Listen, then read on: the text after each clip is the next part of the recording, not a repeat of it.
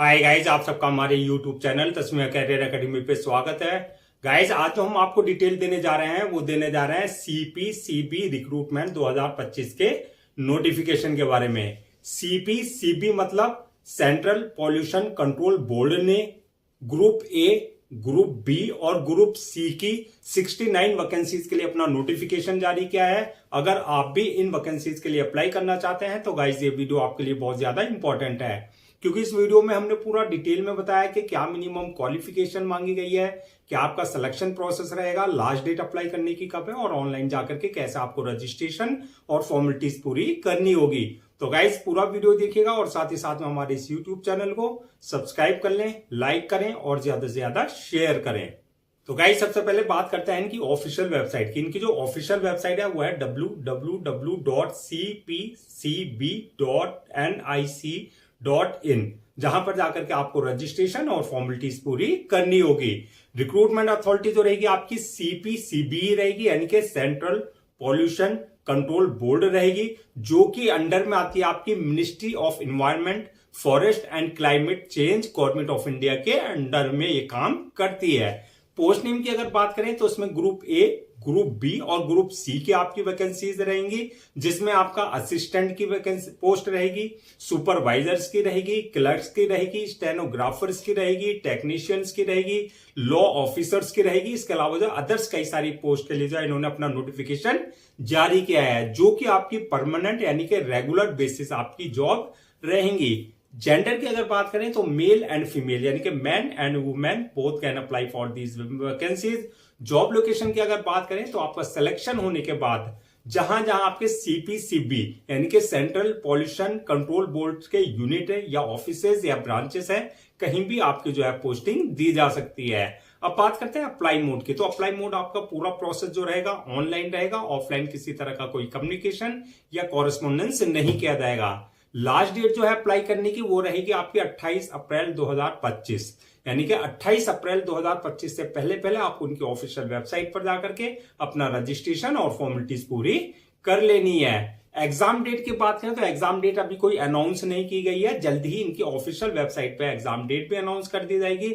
और admit card की अगर बात करें तो जो आपका एग्जाम डेट आएगी उससे एक हफ्ते पहले जो आप अपना एडमिट कार्ड इनकी ऑफिशियल वेबसाइट से डाउनलोड कर सकते हैं। अब नेक्स्ट बात करते हैं कि आपका एप्लीकेशन फीस क्या रखी गई है। तो एप्लीकेशन फीस की अगर हम बात करें, अगर 2 आवर्स एग्जाम्स की बात करें तो आपके लिए 1000 रुपए जो है एप्लीकेशन फीस रहेगी, यानी कि 2 आवर्स यानी कि 2 घंटे के एग्जाम वाले के लिए। और 1 घंटे एग्जाम यानी कि 1 आवर्स एग्जाम्स की जो रहेगी वो 500 रुपए आपकी जो है एप्लीकेशन फीस रहेगी। और SC, ST, physical handicapped, ex serviceman या फीमेल, अगर आप इस कैटेगरी में आते हैं तो आपके लिए जो है एग्जामिनेशन फीस जो रहेगी वो बिल्कुल निल रहेगी, बट आपको सेशन चार्जेस जो होंगे वो पे करने होंगे। 2 आवर्स टेस्ट के लिए जो है 250 रुपए पे करना होगा और 1 आवर्स टेस्ट के लिए जो है आपको 150 रुपए जो है आपको जो है सेशन चार्जेस पे करने होंगे। पेमेंट मोड की अगर बात करें तो आप जो है at the time of registration अपने debit card, credit card, net banking, UPI या जो आपका पेमेंट गेटवे है, एप्लीकेशन पेमेंट गेटवे, उसके थ्रू जो आप अपनी जो है एप्लीकेशन फीस अपनी जो है कैटेगरी के अकॉर्डिंग डिपॉजिट कर सकते हैं। अब नेक्स्ट बात करते हैं कि एलिजिबिलिटी क्राइटेरिया क्या मांगा गया है, यानी कि क्या मिनिमम एजुकेशनल क्वालिफिकेशन मांगी गई है। तो क्वालिफिकेशन जो मांगी गई है ये आपकी पोस्ट वाइज वरीज करेगी, यानी कि आपको जो है 10th अगर आपने कर रखा है तो आपके लिए भी वैकेंसीज है, 12th वालों के लिए भी है, बैचलर डिग्री वालों के लिए भी है, इंजीनियर्स डिग्री वालों के लिए भी है, लॉ वालों के लिए भी है, डिप्लोमा वालों के लिए भी है। यानी कि आपने जो है जो क्वालिफिकेशन आपकी है आप उसी के अकॉर्डिंग अपनी जो है उस पोस्ट के लिए अप्लाई कर सकते हैं। आपका जो होना चाहिए 10th पास हो, या आप 12th क्लास पास हो, या आपने बैचलर डिग्री ले रखी हो इन रिलेवेंट फील्ड में, या engineering degree in relevant field में, या लॉ की डिग्री आपके पास हो, या डिप्लोमा इन रिलेवेंट फील्ड में आपके पास होना चाहिए। यानी कि अलग अलग पोस्ट के लिए जो है अलग अलग क्वालिफिकेशन मांगी गई है, प्लस आपका जो है एक्सपीरियंस इन रिलेवेंट फील्ड में आपके पास होना चाहिए। अब बात करते हैं एज लिमिट की। तो एज लिमिट की अगर बात करें तो ये भी आपकी पोस्ट वाइज वरीज करेगी। मिनिमम जो है 18 साल और मैक्सिमम 35 साल रखी गई है। 18 और 35 के बीच में अगर आप हैं तो आप जो है इन वैकेंसीज के लिए अप्लाई कर सकते हैं। एज रिलैक्सेशन एज पर गवर्नमेंट रूल्स एंड रेगुलेशंस जो रिजर्व कैटेगरीज वाले हैं उनको जो एज रिलैक्सेशन दिया जाता है वो एज पर नॉर्म्स प्रॉपर उनको दिया जाएगा। अब नेक्स्ट बात करते हैं कि सिलेक्शन प्रोसेस क्या रहेगा। तो सिलेक्शन प्रोसेस की अगर हम बात करें तो फर्स्ट स्टेज जो रहेगी वो रहेगी आपकी रिटन एग्जामिनेशन की, यानी कि आपका रिटन एग्जाम जो है कंडक्ट किया जाएगा।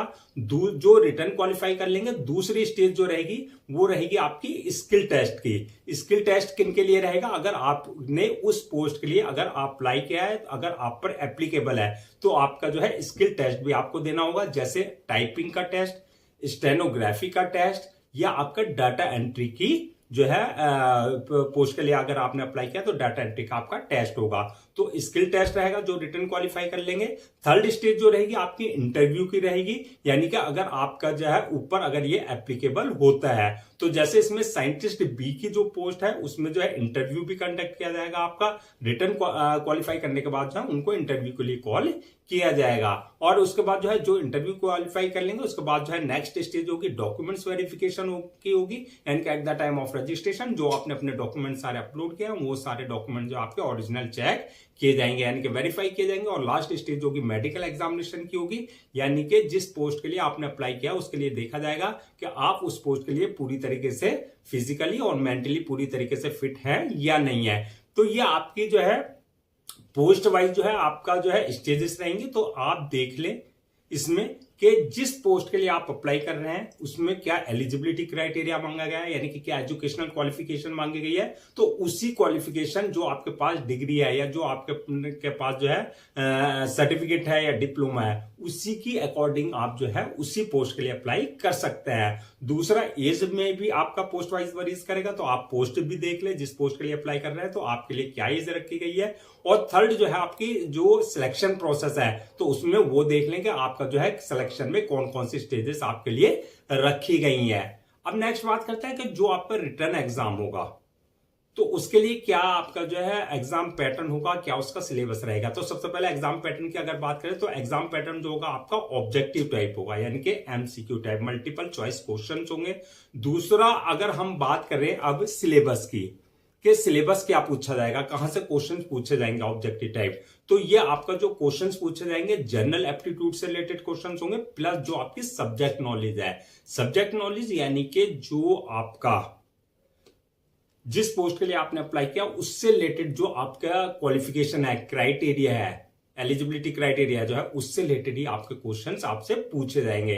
तो जनरल एप्टीट्यूड यानी कि जनरल अवेयरनेस से रिलेटेड, उसमें सारा आपका जनरल जो आपका अवेयरनेस है या जनरल एप्टीट्यूड है उस टाइप के क्वेश्चंस होंगे, प्लस आपका जो सब्जेक्ट नॉलेज जो आपका क्राइटेरिया है, एजुकेशनल बैकग्राउंड है, उससे रिलेटेड आपके क्वेश्चंस पूछे जाएंगे। अब नेक्स्ट बात करते हैं सैलरी एंड अलाउंसेस की। तो सैलरी अलाउंसेस ये भी आपकी पोस्ट वाइज वरीज करेगी, अलग अलग पोस्ट के लिए अलग अलग सैलरी रहेगी। वैसे जो इसमें बेसिक पे जो रखी गई है वो 18,000 से लेकर के आपका 1,77,500 तक रहेगी, यानी कि आपका सिलेक्शन होने के बाद जैसे जैसे आपका एक्सपीरियंस हो जाएगा उसके अकॉर्डिंग जो आपका जो है उसी के अकॉर्डिंग जो आपकी प्रमोशन और इंक्रीमेंट आपका होता रहेगा। अलाउंसेस की अगर बात करें तो एज पर गवर्नमेंट नॉर्म्स जो एक आपको एम्प्लॉय को दिए जाते हैं, गवर्नमेंट एम्प्लॉय को जो है अलाउंसेस और अदर्स बेनिफिट्स वो आपको प्रॉपर दिए जाएंगे, जैसे डीए है, एचआरए है, या जो अदर्स बेनिफिट्स हैं, मेडिकल बेनिफिट्स है, जो भी है वो सारे आपको प्रॉपर दिए जाएंगे।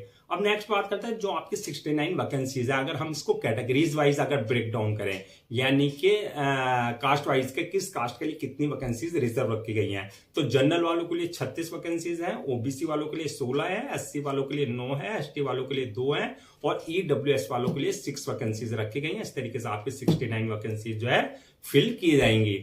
अब बात करते हैं कि अप्लाई करने से पहले क्या क्या आपको जो है डॉक्यूमेंट्स अपने रेडी रखना है। तो डॉक्यूमेंट्स की अगर बात करें तो जो भी आपके एकेडमिक सर्टिफिकेट्स हैं या जो आपकी प्रोफेशनल डिग्री है उसके सर्टिफिकेट्स है, चाहे वो आपने डिप्लोमा, चाहे वो आपने सेमेस्टर वाइज किया है, चाहे वो आपने ईयर वाइज किया है, वो सारे डॉक्यूमेंट जो आपको पहले से स्कैन कॉपी करा करके रखना है। इसके अलावा आपका जो एक्सपीरियंस सर्टिफिकेट है जो कंसर्न अथॉरिटी से आपका जो है होना चाहिए, या कंसर्न डिपार्टमेंट से जहां पर आपने जो है काम किया उससे रिलेटेड आपका एक्सपीरियंस सर्टिफिकेट होना चाहिए। बर्थ सर्टिफिकेट यानी कि अगर आपके 10th की मार्कशीट में डेट ऑफ बर्थ अगर मेंशन नहीं है तो बर्थ सर्टिफिकेट आपके पास जो कंसर्न अथॉरिटी से होना चाहिए। इसी तरीके से कास्ट सर्टिफिकेट यानी कि अगर आपको SC ST OBC का किसी तरह का भी कोई रिजर्वेशन लेना है तो कास्ट सर्टिफिकेट आपके पास जो है कंसर्न अथॉरिटी से आपके पास होना चाहिए।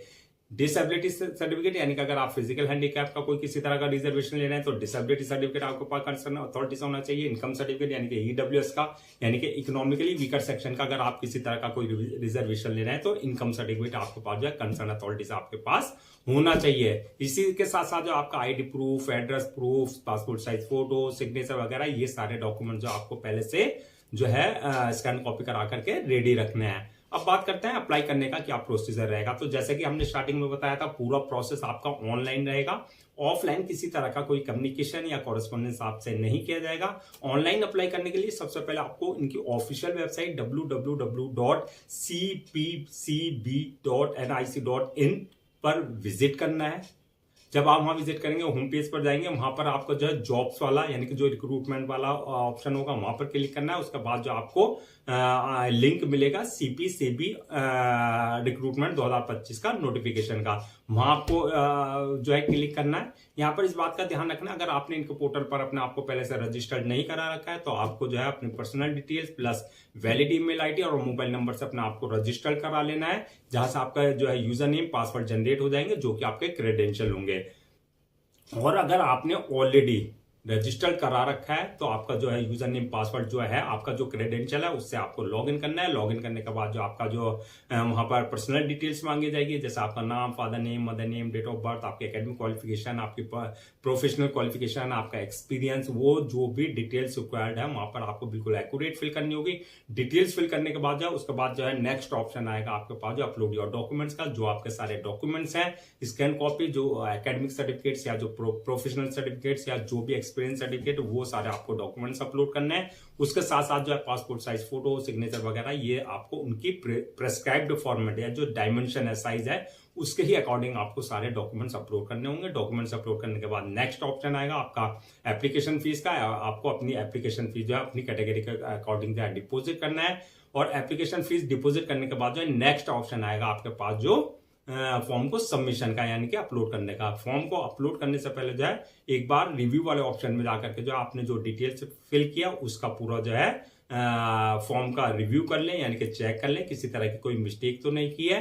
रिव्यू करने के बाद जो है फॉर्म को आप सबमिट करते हैं और सबमिट करने के बाद जो है उसकी 1 या 2 कॉपी जो है आप प्रिंट आउट जरूर ले लें for your future reference, so that आपके पास जो है एक हार्ड कॉपी के रूप में जो है एक ऑफिशियली रिकॉर्ड आपके पास हो जाए। तो गाइज ये थी आपकी central pollution control board recruitment 2025 के नोटिफिकेशन की डिटेल्स, जो कि आपका ग्रुप ए, ग्रुप बी और ग्रुप सी की वैकेंसीज के लिए नोटिफिकेशन जारी किया गया था।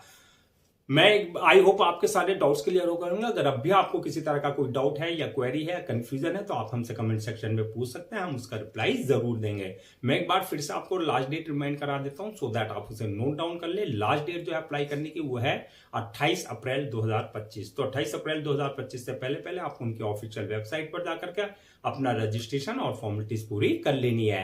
गाइज हम आपके लिए जितने भी गवर्नमेंट जॉब्स हैं या गवर्नमेंट एग्जाम्स हैं उससे रिलेटेड जितने अपडेट्स होते हैं उस पर वीडियो से लेकर के आते हैं। इसके साथ साथ जो है प्रॉपर कैरियर गाइडेंस पे आपके लिए वीडियो से लेकर के आते हैं। अगर आप भी चाहते हैं कि आपको प्रॉपर कैरियर गाइडेंस मिलती रहे, साथ ही साथ में आपको गवर्नमेंट जॉब्स और गवर्नमेंट एग्जाम्स के पूरे अपडेट्स मिलते रहे, तो आप लोगों से मेरी रिक्वेस्ट है आप हमारे यूट्यूब चैनल को सब्सक्राइब कर लें, लाइक करें और ज्यादा से ज्यादा शेयर करें।